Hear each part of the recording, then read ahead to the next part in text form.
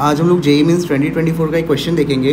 Question हमारा statement wise है, दो स्टेटमेंट इसमें गिवन है। स्टेटमेंट 1 दिया है pKa of phenol is 10 and pKa of ethanol is 15.6। मतलब फिनॉल का pKa 10 है और इथेनॉल का 15.6 है। स्टेटमेंट सेकंड क्या बोल रहा है, ethanol is more acidic then phenol. अब हम लोग को बताना है कौन सा स्टेटमेंट सही है। दोनों स्टेटमेंट सही है क्या दोनों स्टेटमेंट गलत है, कि स्टेटमेंट 1 सही है कि स्टेटमेंट 2 इनकरेक्ट है, या स्टेटमेंट 1 इनकरेक्ट है स्टेटमेंट 2 हमारा करेक्ट है। हम लोग को 4 ऑप्शन में से कोई एक सेलेक्ट करना है।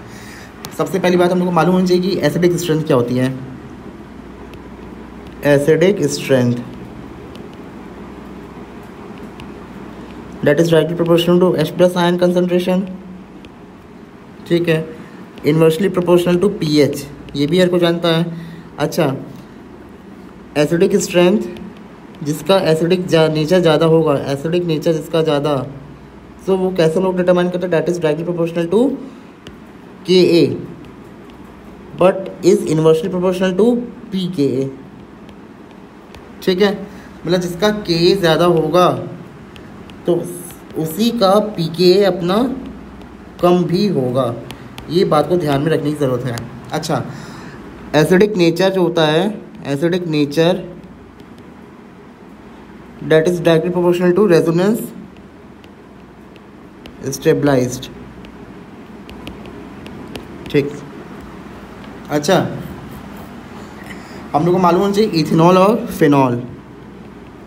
इथेनॉल का स्ट्रक्चर क्या होता है, C2H5OH। तो ये H प्लस आयन लूज करेगा तो क्या बना देगा, C2H5O-। इसका नाम क्या है, इथॉक्साइड आयन, इथॉक्साइड आयन। अच्छा, फिनॉल, इसका स्ट्रक्चर क्या होता है, C6H5OH। ये जब H प्लस आयन लूज करता है तो क्या बना देगा, C6H5O-। इसका नाम क्या होता है, फेनॉक्साइड आयन, फेनॉक्साइड आयन। एक चीज़ देखने की बात है कि फेनॉक्साइड आयन में रेजोनेंस है, मीन्स इसमें रेजोनेंस वाला प्रोसेस है, मीन्स ये रेजोनेंस स्टेबलाइज्ड हुआ। कैसे, क्योंकि रेजोनेंस क्या होता है, ऑल्टरनेट पोजीशन पे बॉन्ड का प्रेजेंट होना या ऑल्टरनेट पोजीशन पे बॉन्ड्स या चार्जेस की प्रेजेंट होना। तो देखो यहाँ पे एक नेगेटिव चार्ज, फिर सिंगल बॉन्ड, फिर डबल बॉन्ड, फिर सिंगल बॉन्ड, फिर डबल बॉन्ड, फिर सिंगल बॉन्ड, फिर डबल बॉन्ड, फिर सिंगल बॉन्ड। तो इसमें रेजोनेंस हुआ कि नहीं हुआ, तो रेजोनेंस में है, और जिसमें रेजोनेंस हुआ तो वो रेजोनेंस स्टेबलाइज हुआ। एथॉक्साइड आयन का देखो स्ट्रक्चर क्या होता है,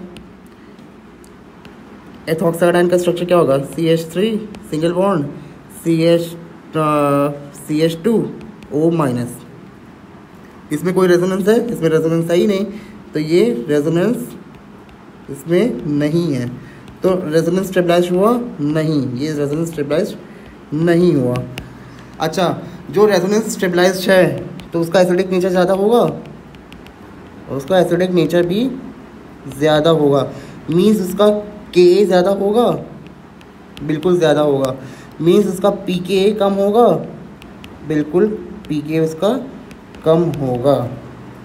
तो देख लो Ka किसका ज़्यादा है, Ka हमारा किसका ज़्यादा है, फिनॉल का, मीन्स फेनॉक्साइड आयन, और फेनॉक्साइड आयन कहाँ से है, फिनॉल का। मतलब और pKa किसका कम हुआ, ऑब्वियस सी बात है फिनॉल का ही कम होगा, फिनॉल का। एसिडिक कौन हुआ, फिनॉल हुआ। अब स्टेटमेंट रीड करो। स्टेटमेंट 1 क्या दिया है, pKa और फिनॉल कितना है 10 और इथेनॉल का कितना है 15.6। हम लोग को वैल्यू नहीं मालूम, लेकिन pKa किसका ज़्यादा दिखा रहा है, इथेनॉल का। ऑब्वियस सी बात है कि इथेनॉल का अपना pKa ज़्यादा है, फिनॉल का अपना कम है। क्यों, क्योंकि फिनॉल ज़्यादा एसिडिक है, तो ऑब्वियस सी बात है कि फिनॉल का pKa as compare to ethanol कम होगा, और यहाँ पे कम है भी, तो स्टेटमेंट 1 हुआ हमारा सही। ठीक, स्टेटमेंट 2 क्या है, ethyl alcohol that is ethanol is more acidic then phenol. ये तो गलत हुआ।